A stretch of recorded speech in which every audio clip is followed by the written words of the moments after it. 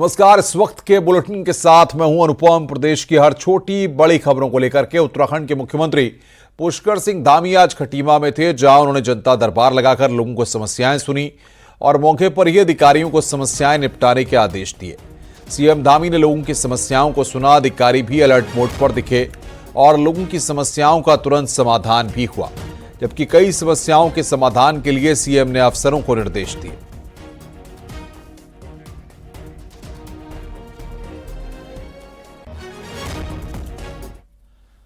प्रधानमंत्री नरेंद्र मोदी ने आज राज्यसभा में बोलते हुए उत्तराखंड में लागू हुई यूसीसी की जमकर तारीफ की। पीएम मोदी ने कहा कि संविधान निर्माताओं की यही इच्छा थी और उसी के मुताबिक हम काम कर रहे हैं और हमारी सरकार कमिटमेंट को पूरा कर रही है।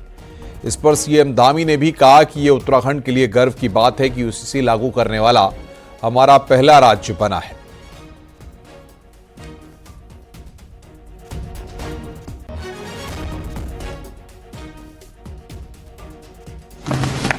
मैं आज बड़े संतोष के साथ कह सकता हूं कि हमारे संविधान निर्माताओं की जो भावना थी,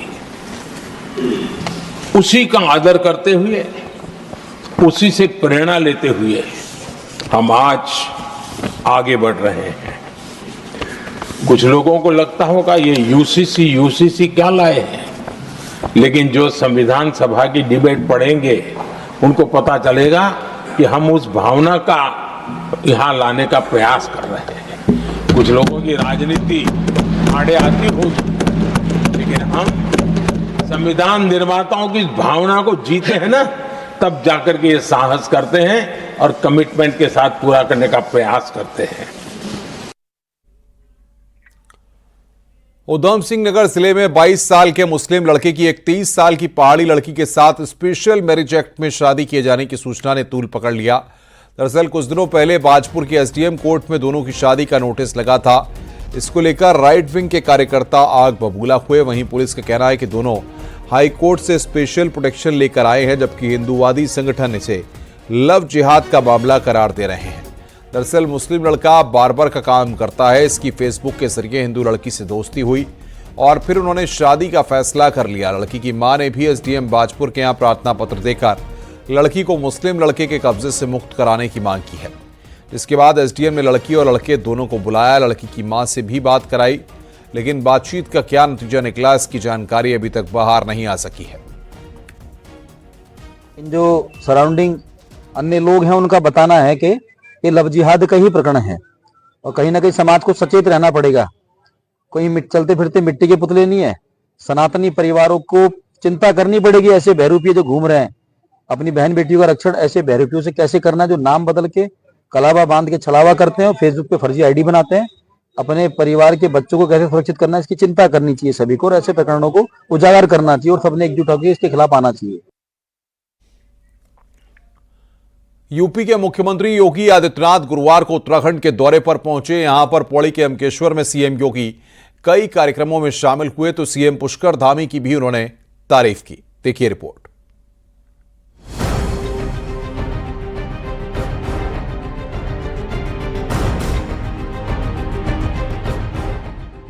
अपने गृह जनपद पौड़ी के यमकेश्वर में गुरुवार को यूपी के सीएम योगी आदित्यनाथ पहुंचे, जहां सीएम योगी ने तल्ला बनास गांव में मां गढ़वासिनी के मंदिर में पूजा अर्चना की। साथ ही मंदिर में मूर्ति की प्राण प्रतिष्ठा कार्यक्रम में भी शामिल हुए। सीएम योगी के गुरु महंत अवैधनाथ की मूर्ति का भी अनावरण किया गया। सीएम योगी के सम्मान में उन्हें एक त्रिशूल भी भेंट किया गया। वहीं इस दौरान सीएम योगी के साथ उत्तराखंड के पूर्व सीएम त्रिवेंद्र सिंह रावत भी मौजूद रहे, जिसके बाद उन्होंने एक किसान मेले में लगे स्टॉलों का भी निरीक्षण किया। इस मेले का आयोजन जीबी पंत कृषि विश्वविद्यालय की ओर से किया गया था, जिसमें किसानों के उन्नत तकनीकी और बीजों के संबंध में जानकारी दी गई। सीएम योगी के साथ उत्तराखंड के कैबिनेट मंत्री धन सिंह रावत और सतपाल महाराज भी मौजूद रहे। इस दौरान सीएम योगी ने उत्तराखंड के सीएम पुष्कर सिंह धामी और उनकी सरकार की जमकर तारीफ की। और मुझे बहुत अच्छा लगा कि उत्तराखंड यहां पर देश के यशस्वी प्रधानमंत्री श्री नरेंद्र मोदी जी के मार्गदर्शन में और उत्तराखंड के लोकप्रिय मुख्यमंत्री श्री पुष्कर सिंह धामी जी के नेतृत्व में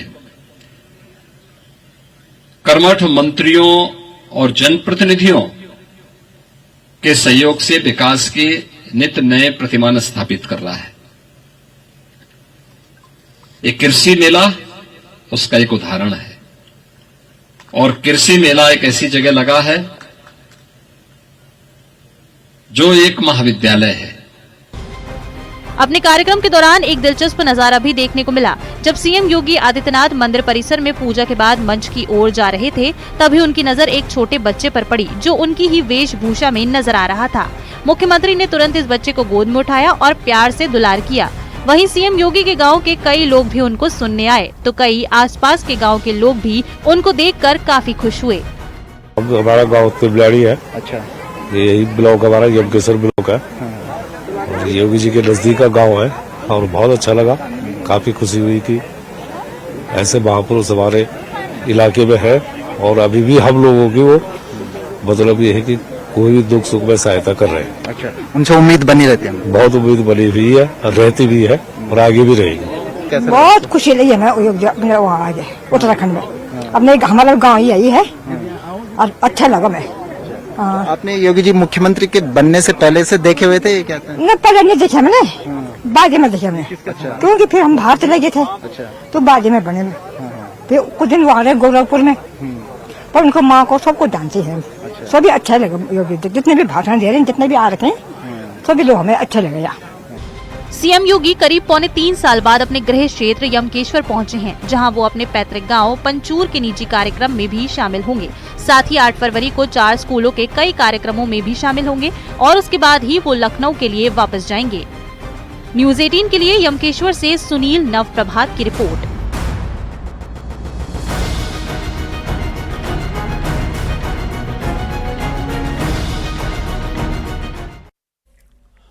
अपने गांव पहुंचे सीएम योगी आदित्यनाथ का जोरदार स्वागत किया गया। सीएम योगी को अपने पास देखकर महिलाएं खासी खुश दिखीं और कहा कि उन्हें गर्व है कि उनके गांव के योगी जी इतने बड़े पद पर विराजमान हैं। मुख्यमंत्री योगी आदित्यनाथ बिछाणी पहुंचे थे महाविद्यालय में। उन्होंने जनसभा भी करी और एक किसान मेले का उद्घाटन भी किया। बड़ी संख्या में जो स्थानीय ग्रामीण हैं, महिलाएं हैं, पुरुष यहाँ पे पहुंचे थे। उन्हीं से बातचीत कर लेते हैं, कैसा उन्हें लगा। माता जी, आज योगी जी यहाँ पहुंचे थे, कैसा लगा? कल लगू आपको? बहुत बढ़िया, बहुत बढ़िया, बहुत बढ़िया। दिल बहुत खुश, बहुत खुश। वैसे हाँ, क्या बोलना चाहो? मैं तो बोला जो हमारे प्रधानमंत्री भी बनना नहीं योगी जी। नहीं, बहुत बढ़िया लगा, बहुत बढ़िया लगा। आप कुछ बोलना चाहो? अपने देशा कौन सा कर तो कुछ ना कुछ विकास बेटा ना जनु भैरा कौन करना चाहिए, लेकिन ओकर गाँव में आई ना बस नहीं तो वो तो देख बस ये वक्त बैठक भी करना चाहिए ना? करना चाहिए, चला करने चाहिए। हम तो धन्य है उस माता के लिए जिस माँ ने उसको जन्म दिया। नहीं, धन्य है वो माँ जिस माँ ने ऐसे बेटे को जन्म दिया। आप कुछ बोलना चाह रहे? देखिए हाल योगी जी। बहुत अच्छे से देखा, बहुत अच्छा। हमने भी दर्शन कर लिया, टीवी में तो देखा ही था, आज खुद भी देख लिया। हमारे पड़ोस के ही है, हम लोग देखे गाँव हमारे पड़ोस के ही है। नहीं, हम तो आते जाते रहते हैं, दूर नहीं है। पर लेकिन पहली बार देखा अपन? हाँ, पहली बार टीवी में तो रोज ही दिखता, लेकिन समझ में आज ही जाए थे, आज ही। हम भी बहुत खुश हुए कि हमारे क्षेत्र भी कोई आदमी तो बड़ो वो पंच को सामने देखा तो बेहद खुशी सबके चेहरे पे झलक रही है। अनुपम भारद्वाज, न्यूज़ 18 यमकेश्वर बिछाणी।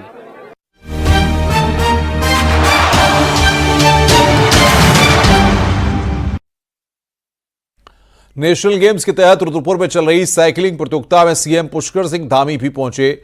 साइकिल प्रतियोगिता देखने पहुंचे स्कूली बच्चों के बीच सीएम पुष्कर धामी पहुंचे और छात्रों के बीच बैठकर उनसे बातचीत की, साथ ही उनके बीच बैठकर फोटो भी खिंचाई। साइकिल प्रतियोगिता के विजेताओं को सीएम पुष्कर धामी ने मेडल पहनाए, साथ ही उनके उज्जवल भविष्य की कामना की। तो स्कूली बच्चों से भी मिले मुख्यमंत्री पुष्कर सिंह धामी। वो तस्वीर हम आपको दिखा रहे हैं। नेशनल गेम्स के तहत प्रतियोगिता चल रही है और विजेताओं को सीएम धामी ने मेडल भी दिए।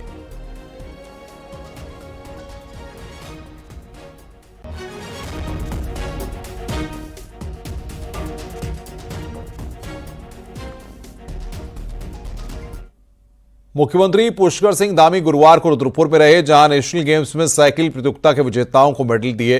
वहीं ट्रैक पर सीएम धामी ने साइकिल भी चलाई। इसके बाद सीएम धामी शूटिंग रेंज भी गए, जहां की व्यवस्थाओं का जायजा लिया। साथ ही उन्होंने खुद भी शूटिंग में अपने हाथ आजमाए। ये दो तस्वीरें इस वक्त हम आपको दिखा रहे हैं। साइकिल ट्रैक पर धामी ने साइकिल चलाई और शूटिंग में भी अपने हाथ आजमाए। शूटिंग रेंज में धामी पहुंचे, वो तस्वीर भी हम आपको दिखा रहे हैं।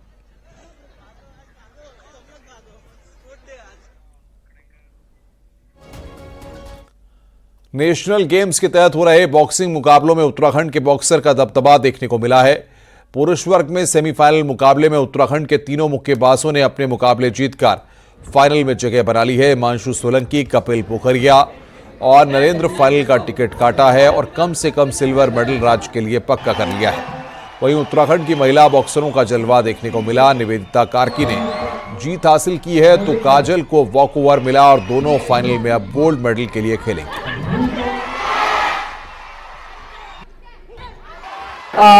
काफी अच्छा लग रहा है। मैं फाइनल में पहुंच गई हूँ। मेरा ये एम है कि मैं गोल्ड जीतूं। गोल्ड के लिए मेहनत कर रही है। Hope for best. Thank you. Uttarakhand के एक युवा तीरंदाज ने अपनी मेहनत और जुनून से नेशनल गेम्स में वो कर दिखाया जो कि कई लोगों के लिए नामुमकिन था और जिसे कभी धनुष खरीदने के लिए सब्जियां तक बेचनी पड़ी थी।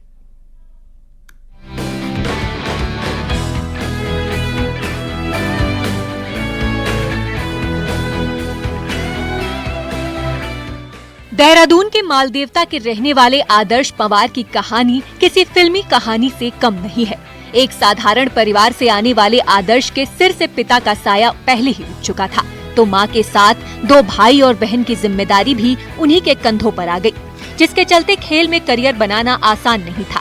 लेकिन उन्होंने अपनी इच्छा शक्ति के दम पर संघर्ष का रास्ता चुना। यहाँ तक कि धनुष खरीदने के लिए सब्जी बेची, दुकानों में काम किया और आखिरकार अपने सपनों की उड़ान भरी। इसमें सर 360 का स्कोर रहता है। 360 में से आपको स्कोर करना होता है कि कितना आप स्कोर कर सकते हैं। 360 में से मैंने 340 स्कोर करा है। इससे पहले 2015 में 337 था, वो रिकॉर्ड ब्रेक करा है। और डबल 50 होता है इसमें, डबल 50 का भी मैंने रिकॉर्ड ब्रेक करा है। डबल 50 का 665 था, वो मैंने 673 ब्रेक करा है। ये सर पार्ट टाइम जॉब वगैरह से या किसी से लेके ये मदद लेके तब हो जाता है। आदर्श के कोच भी मानते हैं कि आर्थिक तंगी के चलते आदर्श को कई बार दिक्कतें हुई, जिसे पूरा भी किया गया। वहीं आर्चरी एसोसिएशन के अध्यक्ष का कहना है कि आदर्श के कई नेशनल रिकॉर्ड भी तोड़े हैं। उन्होंने आर्चरी के लिए एक अलग से ग्राउंड की भी मांग की है। सर ऐसे जब कभी उसको इक्विपमेंट की जरूरत होती है तो बोल देता है कि सर मेरे पास इक्विपमेंट कभी एरो नहीं है या कुछ लिंस वगैरह की, क्योंकि इंडियन राउंड का लिंस का और एरो का ज्यादा प्रॉब्लम रहता है, तो वो हम लोग हेल्प कर देते हैं उसको, जब उसको जरूरत होती तो दे देते हैं। और गवर्नमेंट का अभी देखिए बात हो रही है, हो रखी है गवर्नमेंट से, और ऐसे बच्चे होनहार बच्चे हैं, उसने नेशनल रिकॉर्ड बीट किया है, तो हम लोग जरूर चाहेंगे कि गवर्नमेंट उसके आर्थिक रूप से सहायता कर सके ताकि वो बच्चा कंटिन्यू आगे अच्छा कर सके। तीरंदाजी में आदर्श पवार ने अपने नाम के अनुरूप ही एक आदर्श प्रस्तुत किया है, जिसकी गूंज सिर्फ उत्तराखंड में ही नहीं बल्कि अब देश भर में सुनाई पड़ रही है। और उम्मीद है कि आदर्श जल्द ही दुनिया में अपनी तीरंदाजी का जलवा दिखाएंगे। न्यूज़ 18 के लिए देहरादून से सत्येंद्र बर्तवाल की रिपोर्ट।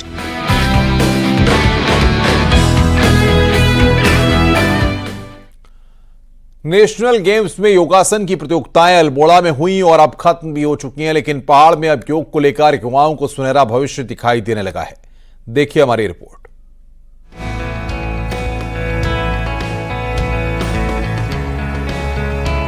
पहाड़ों में पर्यटन ही रोजगार है। वहीं नेशनल गेम्स के तहत अल्मोड़ा में हुए योगासन के इवेंट के बाद कसार देवी, जागेश्वर समेत दूसरे क्षेत्रों में योगा के लिए लोगों के आने की उम्मीद बढ़ी है, जिससे यहां कारोबारियों के कारोबार में इजाफा भी हो सकता है। वहीं खेल मंत्री भी मानती है कि योगासन को लेकर आने वाला समय गोल्डन है।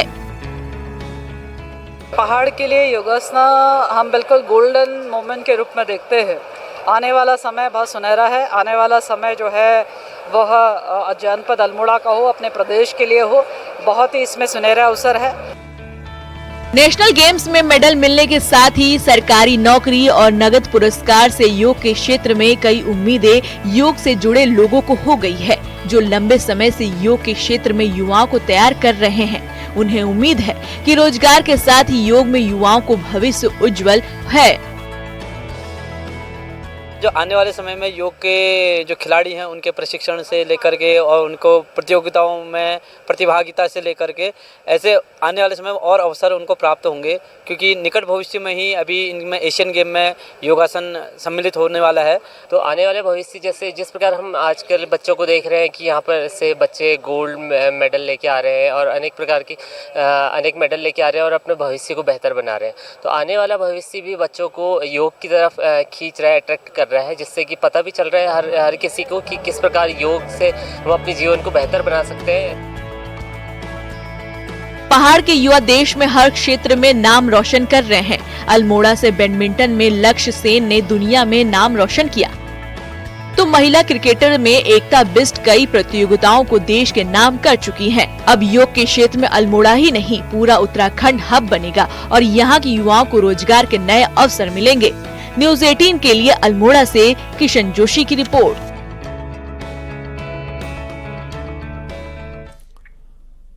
पहले तो 3 करोड़ की लाइटें लगाई गईं, लेकिन शहर एक भी दिन रोशन नहीं हो सका। जब सवाल उठे तो ठीक कराने के बजाय नई लाइटों का प्रपोजल बना दिया गया। सरकारी योजनाओं के घपले पर देखिए नैनीताल से हमारी ये रिपोर्ट।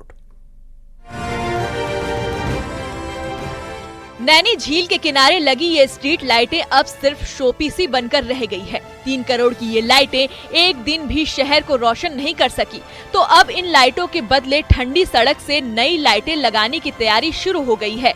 हालात ये हैं कि एडीबी द्वारा लगाई गई इन लाइटों के पोल क्षतिग्रस्त हो गए हैं, तो कई जगहों से लाइटों के खंभे भी गायब हो गए हैं।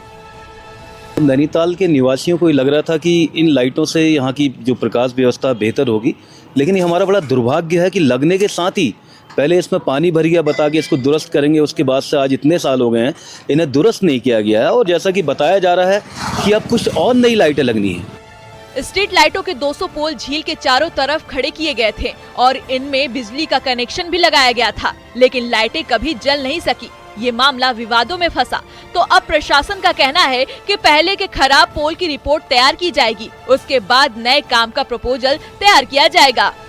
ये अभी पर्यटन विभाग ने जो काम कराया था वो शायद किसी लिटिगेशन में इशू है उसका, तो हमने एक टीम बनाई है विभागीय अधिकारियों की जो उसका जस्टिफिकेशन वगैरह तैयार करेगी और आगे जो काम होने हैं उन पर पुराना जो काम हुआ है उसको रेक्टिफिकेशन या जो भी निर्णय लिए जाने हैं उसके बाद ही नए कामों के बारे में निर्णय लिए जाने की हम रिक्वेस्ट शासन को भेज रहे हैं।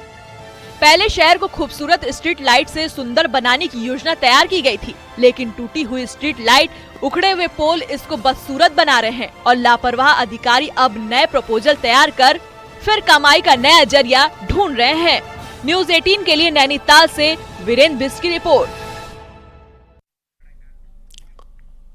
रुक रहे हैं यहां पर एक ब्रेक के लिए। खबरों का सिलसिला लगातार जारी है।